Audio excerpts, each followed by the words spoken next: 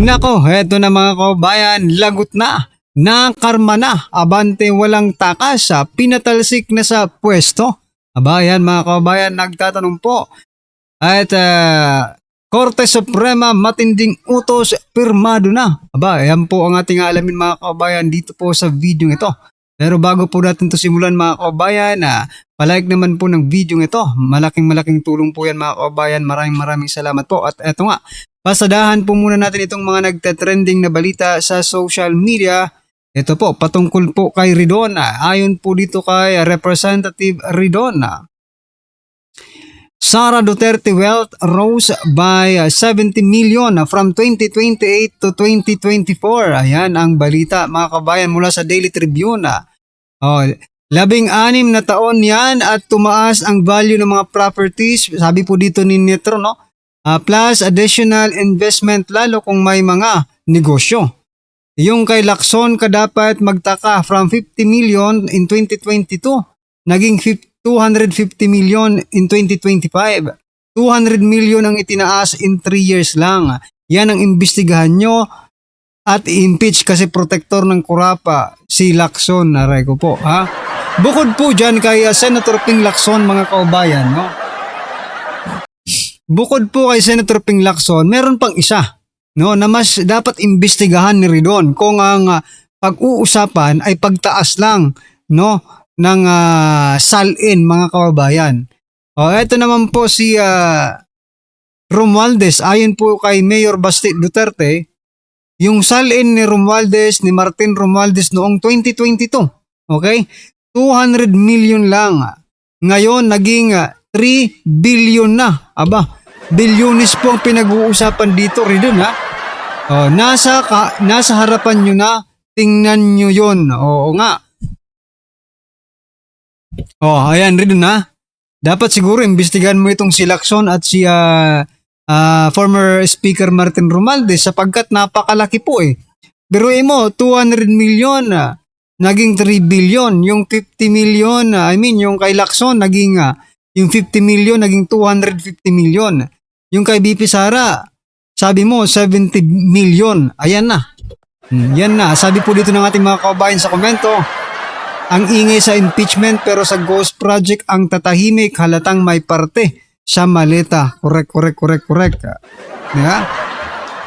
Ang iingay nito, lalo na itong si Ridon mga kaubayan, itong si Ridon, napakaingay po sa impeachment. Pero pagdating po sa flood control scam, sa mga Ghost Project, nako, wala man lang tayong narinig patungkol sa pagbabatikos nila sa Ilocos Norte.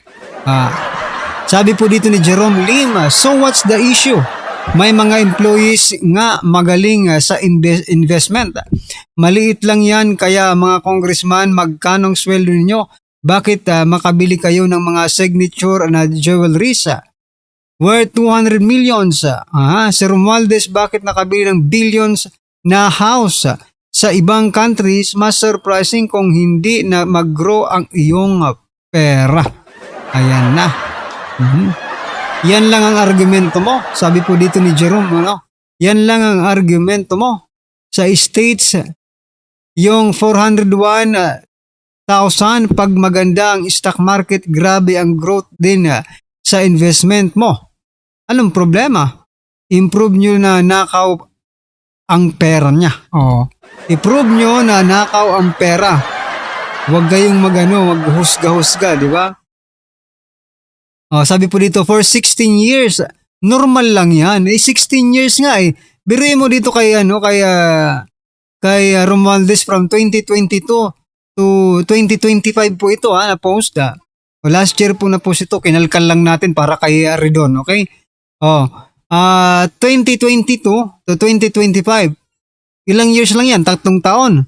Diba? 22, 23, 25. 3 taon mga kaubayan, yung 200 million ni Romualdez naging 3 billion na.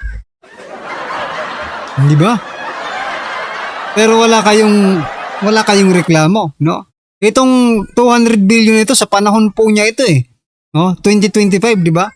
Siya pa po ang siya pa po ang speaker mga kababayan. So, Di ba karapat-dapat, no, mas karapat-dapat na imbestigahan po itong si Romualdez at si Lacson kung pagtaas lang po ng salin ang problema ni Ridon, di ba? Sabi naman po dito sa post na ito, no? Yan ang daming 70% sa satisfied. Grabe. Money is the root of money is the root of evil, sabi po dito, no? Ang buhaya magbantay, usa di kawatan, no? Patin daw din po yung nagbabantay sa kaban. Kaya nga Ay, buhay sa pera ng bayan, yumayaman sa pagnanakaw ng mga buaya. Correct. Ay, nako. Ano pong masasabi nyo dito mga kabayan sa nirereklamo ni Ridon dyan po sa impeachment? Ang kanya pong punto mga karibyo natin tumaas by 70 million from 2028 to 2024. 16 years po mga kabayan, no? Pero gusto niyang imbestigahan. Hindi imbestigahan mo from 2028 to 2024, di ba? Tapos ipakita mo sa taong bayan, ito, may nanakaw.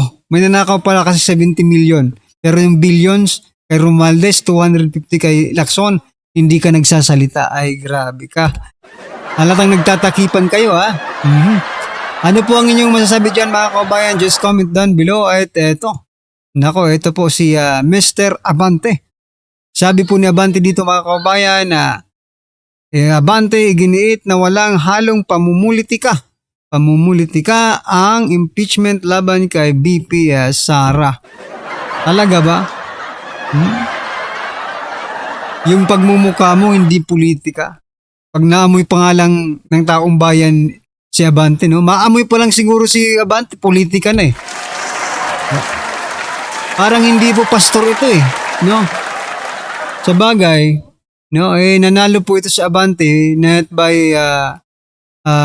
voted by the people, no?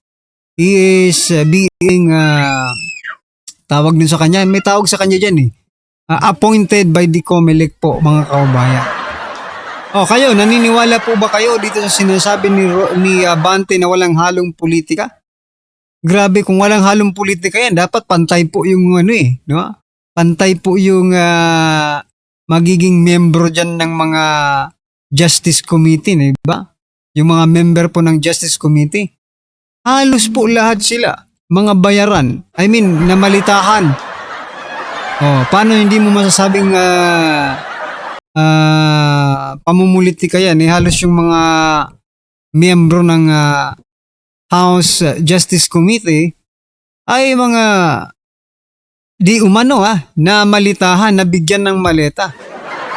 Ay, grabe naman. Sabi man po dito ni Nieko, no? Padora. Sabi niya po, the script was delivered, the audience gone chaos, and the scriptwriter dies laughing, watching the drama. But later on, the scriptwriter, the reader, and other characters involved will be struck by karma, and the audience will be dies laughing and at them. Ayan. Hala, pastor o devil daw? Sabi po ni Shane. Di ko alam kung pastor ba o devil, no? It's a numbers game kung kaya may halong politika. Totoo. Politics is numbers game. Okay? Tell that to the crooks. Sabi po dito ni Bentayo. Sabi naman po ni Lenore, action speaks louder than words. Oo nga Iba kasing sinasabi mo sa ginagawa ninyo kung Abante ay Pastor Abante. Kasi nanganganib ang karir pagka naupo na ang reyna. Ayan.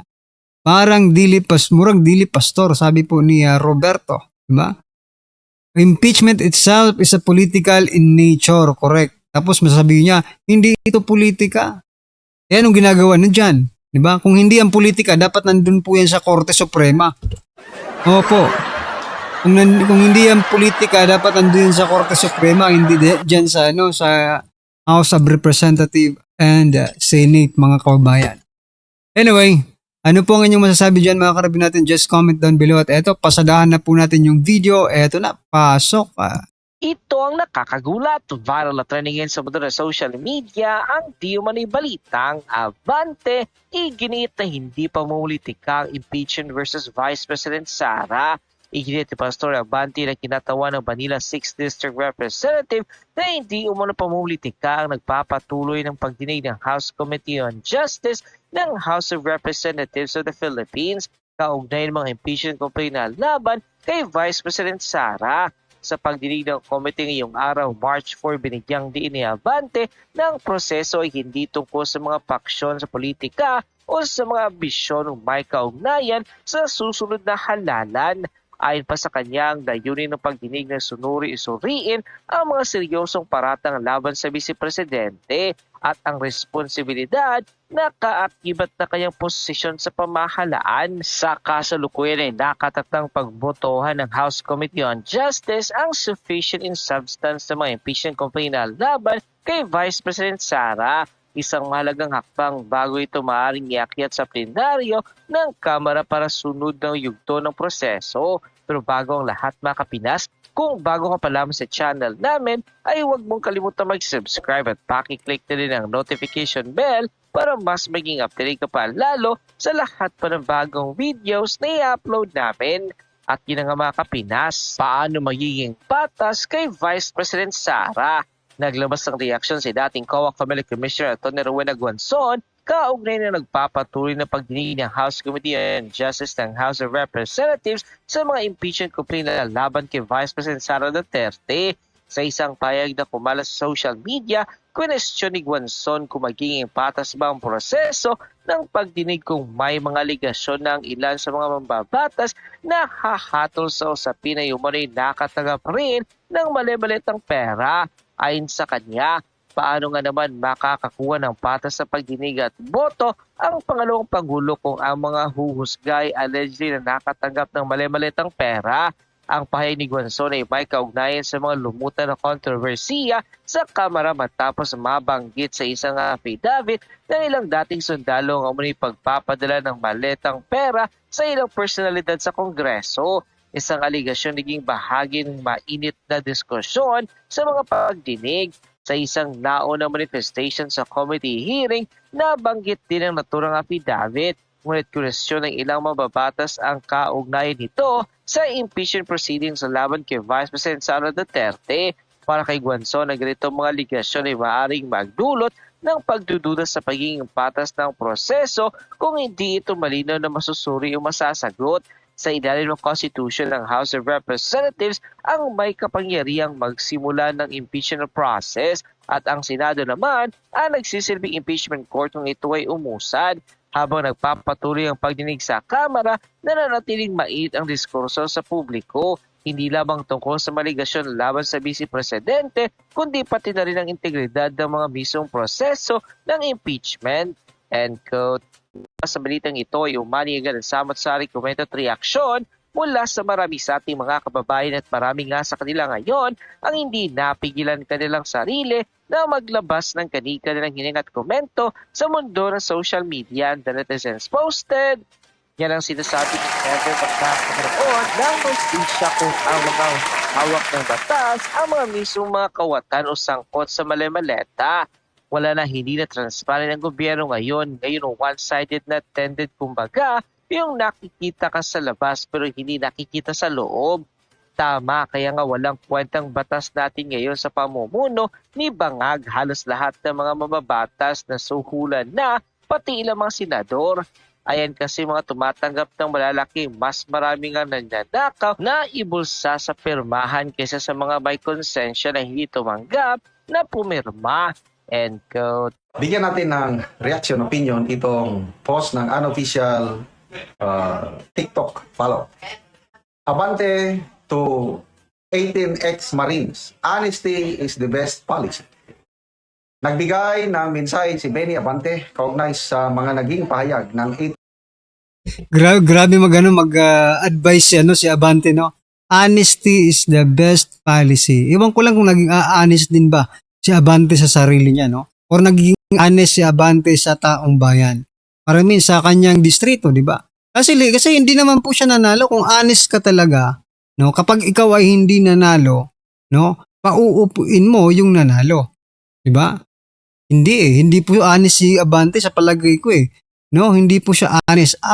Kayo mga kababayan, ano sa palagay nyo? Honest ba si Abante or sinungaling si Abante? Di ba? Yung dating membro na nagsiwalat ng iba't ibang aligasyon, bagamat nilinaw niyang daw ang ilang impormasyon, binigyan din niya ang kahalagaan ng katapatan at integridad sa gitna ng kontrobersya. Ito ang pahayag ni Abante. Honesty is the best policy, and always remember, money is the root of all evil. Sana pag-isipan niyo yan for the sake of our country. Money is the root of all evil, sabi po ni Abante, no? So, ano na lang kaya yung mga mali-malitang dinideliver na yan? Ha? Hindi kaya ugat yan ng kasamaan, Abante? Kung money is the root of all evil, no? Di sana nagsasalita kayo patungkol po dito at dapat imbestigahan ninyo itong sinasabi, no? Pakinggan ninyo itong sinasabi ng 18 dating sundalong ito, di ba? Pero hindi eh, no? I think mahal nyo ang pera. Mahal nyo ang mali-malitang pera, di ba? Oh. Anyway, ano po ang inyong opinion patungkol po dito mga kababayan? Just comment down below. At syempre, wag mong kalimutang i-like at i-share po ang video ito. Maraming salamat po.